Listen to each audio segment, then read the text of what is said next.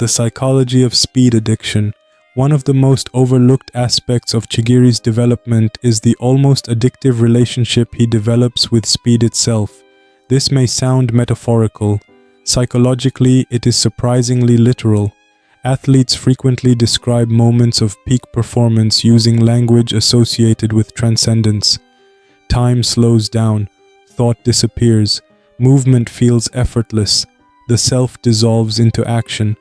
Psychologist Mihaly Csikszentmihalyi famously referred to this phenomenon as flow state. Flow occurs when challenge and ability become perfectly balanced. The individual becomes completely immersed in the present moment. For most athletes, flow is an occasional experience. For Chigiri, speed becomes a direct pathway into it. When he accelerates, several things happen simultaneously. The fear disappears, the doubt disappears, the overthinking disappears. Only movement remains, only instinct remains, only the present exists. This is psychologically intoxicating because trauma often traps people in the past. Anxiety often traps people in the future. Flow traps people in neither. Flow anchors them entirely in the now.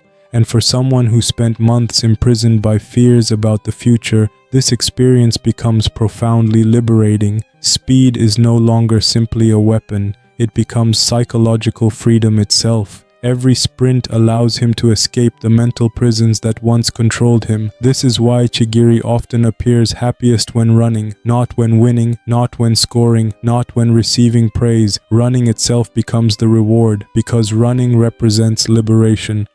The hunter hiding behind the princess. One of the greatest ironies in Blue Lock is that Chigiri's appearance causes people to misunderstand his nature. The nickname princess creates a specific image. Elegant, beautiful, refined, graceful. What it does not suggest is predatory aggression, yet aggression exists at the core of Chigiri's football. It simply manifests differently than it does for other players. Consider Baru. His aggression is obvious, loud, confrontational, explosive. Consider Rin. His aggression is cold, calculated, merciless. Chigiri's aggression is kinetic. It exists within movement itself. He attacks space, he attacks positioning, he attacks hesitation, he attacks reaction speed. His violence is expressed through acceleration. This is why defenders often appear helpless against him. The moment Chigiri reaches top speed, the contest changes. The defender is no longer engaging a human opponent. They are attempting to stop momentum itself. Psychologically, this creates a predator-prey dynamic. The prey reacts. The predator initiates, the prey hesitates, the predator commits, the prey fears being caught, the predator fears nothing except slowing down.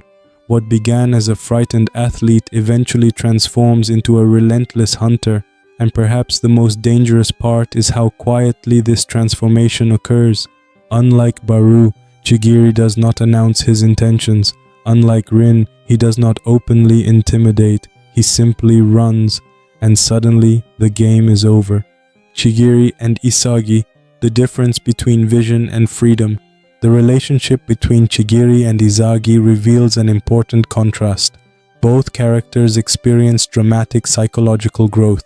Both overcome limiting beliefs. Both evolve repeatedly. Yet their core motivations remain fundamentally different. Isagi seeks understanding. Chigiri seeks liberation. Isagi's greatest weapon is perception. He wants to see the field clearly, predict outcomes, understand possibilities, control complexity. His psychology revolves around information. Chigiri's psychology revolves around movement. He does not need to understand every possibility. He needs to create possibility. Where Isagi calculates, Chigiri explodes. Where Isagi analyzes, Chigiri attacks. Where Isagi sees openings, Chigiri becomes the opening. This contrast makes them excellent complements. One manipulates the mental landscape of the game, the other manipulates the physical landscape. Together they represent two different pathways toward egoism, the strategist and the liberator. Neither is inherently superior, but their differences highlight the unique nature of Chigiri's psychology. His genius is not built around control, it is built around transcendence. Chigiri and Baro, control versus freedom. The contrast between Chigiri and Shoei Baro may be one of the most fascinating in the series. Baro seeks control, Chigiri seeks freedom. At first glance, these goals appear similar. In reality, they are opposites. Control requires structure, rules, hierarchy, dominance. Freedom requires openness, possibility, movement, flexibility. Baru's nightmare is losing authority. Chigiri's nightmare is losing mobility. Baru wants the world to orbit around him. Chigiri wants nothing to stop him. This difference explains why their personalities feel so distinct, despite sharing immense competitive drive. Baru imposes order. Chigiri escapes it. Baru conquers territory. Chigiri transcends territory. One is a king, the other is a storm, and storms cannot be ruled. Why Chigiri becomes more dangerous over time. Many Blue Lock players improve through acquiring new skills, new techniques, new strategies, new weapons. Chigiri certainly does this, but his most significant growth occurs psychologically. Every success reinforces a new belief, not that he is invincible, but that uncertainty can be survived. This belief is extraordinarily powerful, because fear loses influence each time it fails to stop action. The more Chigiri challenges limits, the more confident he becomes in his ability to confront future challenges. His growth becomes self-reinforcing. Each breakthrough increases resilience. Each risk increases courage. Each success strengthens identity. Gradually, the frightened prodigy disappears. In his place emerges something far more formidable, an athlete who understands fragility, accepts uncertainty, and continues moving forward regardless. Psychologically, this is one of the strongest mindsets in Blue Lock because it is rooted in reality, not fantasy, not denial. Reality, and reality is difficult to break. The true significance of Hyoma Chigiri's evolution is that he stops viewing himself as a victim of circumstance. The injury no longer defines him. The fear no longer defines him. Even the talent itself no longer defines him. Instead, he becomes defined by choice. The choice to run, the choice to risk, the choice to pursue freedom despite uncertainty. This transformation turns him from a survivor into a predator, from someone reacting to life into someone actively shaping it. And perhaps that is the deepest lesson hidden within his character. Freedom is not the absence of fear. Freedom is movement despite fear. Freedom is action despite uncertainty. Freedom is choosing your path even when no guarantees exist, and no character in Blue Lock embodies that philosophy more completely than Hyoma Chigiri. The ego that bet everything, the existential gamble. At the heart of Hyoma Chigiri's character lies a question far deeper than football, a question that every human being eventually confronts. What makes a life worth living? Most people spend their lives trying to maximize safety, stability, predictability, security.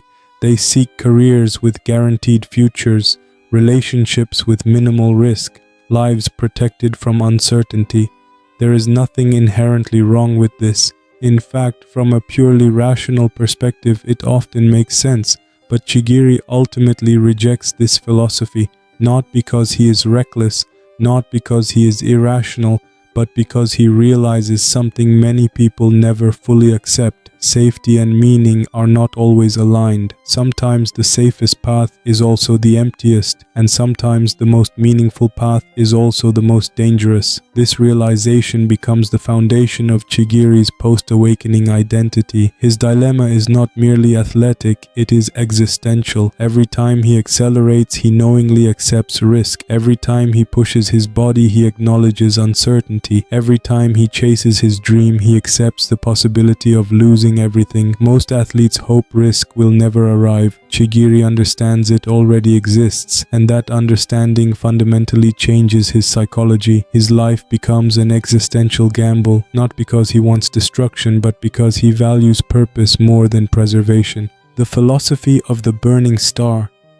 There is an ancient philosophical idea that appears throughout history.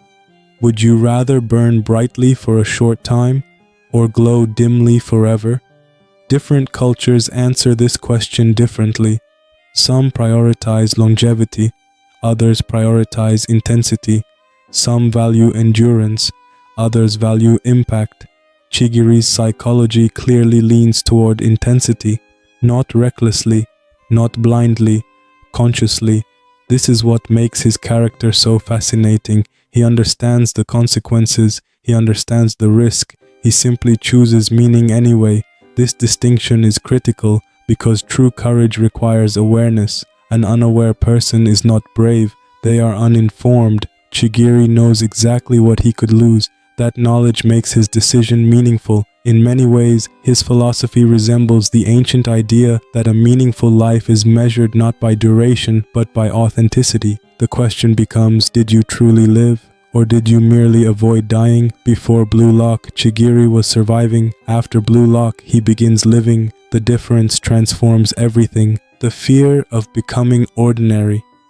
If there is one fear more powerful than injury within Chigiri's psychology, it is the fear of becoming ordinary. This fear appears repeatedly throughout Blue Lock. The facility itself is built upon it, yet Chigiri experiences it differently from almost everyone else. Why? Because most players start ordinary and chase greatness. Chigiri starts extraordinary and fears losing it. This creates a completely different psychological dynamic. For Isagi, greatness is aspiration. For Chigiri, greatness is memory. He remembers what it felt like to be special. He remembers moving faster than everyone else. He remembers possessing a gift few could comprehend. Then that gift became vulnerable, and vulnerability created terror, not because he feared losing football alone, but because he feared losing distinction. Psychologically, this reflects a universal human anxiety. People want to matter, they want significance, they want proof that their existence has weight. The fear of being ordinary is often a fear of being forgotten, a fear that one's life will leave no impact. Chigiri's journey ultimately teaches that significance cannot come solely from talent, because talent is temporary. True significance must emerge from choice, and this realization changes everything. The purest form of egoism. Blue Lock constantly discusses ego, but not all egos are the same. Some egos seek validation, some seek dominance, some seek revenge, some seek recognition. Chigiri's ego evolves into something unusually pure. His ego does not primarily depend upon defeating others, it depends upon expressing himself fully. This distinction is profound. A validation-based ego needs an audience, a dominance-based ego needs subordinates, a recognition-based ego needs approval, but an expression-based ego requires only authenticity. Chigiri runs because running expresses who he is, not because spectators are watching, not because rivals are present, not because praise awaits him, but because movement itself aligns with his identity. In many ways, this makes him one of Blue Lock's purest egoists. His dream originates internally, its value exists independently of external rewards. This is why his motivation remains stable even during uncertainty. External circumstances change, internal conviction remains, and conviction is far harder to destroy than confidence. The hidden tragedy of Chigiri. For all his growth, a tragic element remains within Chigiri's story. The tragedy is not his injury. The tragedy is awareness. Many people pursue dreams believing they have unlimited time, unlimited chances, unlimited tomorrows. That illusion provides comfort. Chigiri loses that illusion. He understands fragility. He understands impermanence. He understands uncertainty. This awareness grants wisdom, but it also carries weight. Every opportunity becomes more meaningful, yet every missed opportunity becomes more painful because he knows exactly how precious those moments are. This creates a subtle sadness beneath his character, a quiet recognition that nothing lasts forever. His speed, his career, his body, his youth, everything is temporary, and yet he continues running. Perhaps that is what makes him inspiring, not because he ignores reality, but because he embraces it. Over time, Chigiri evolves beyond the frightened prodigy, beyond the injured athlete, beyond the gifted speedster. He becomes something much more profound, a person who understands uncertainty, a person who accepts fragility, a person who chooses purpose despite risk. This transformation represents genuine maturity, not athletic maturity, existential maturity, the understanding that meaningful lives cannot be lived entirely within comfort, the understanding that dreams require vulnerability, the understanding that fear never fully disappears, and the understanding that action matters anyway. The boy who chose to run. When people describe Hyoma Chigiri, they often focus on the obvious traits: his speed, his appearance, his injury, his goals. But beneath all those characteristics lies a much deeper story.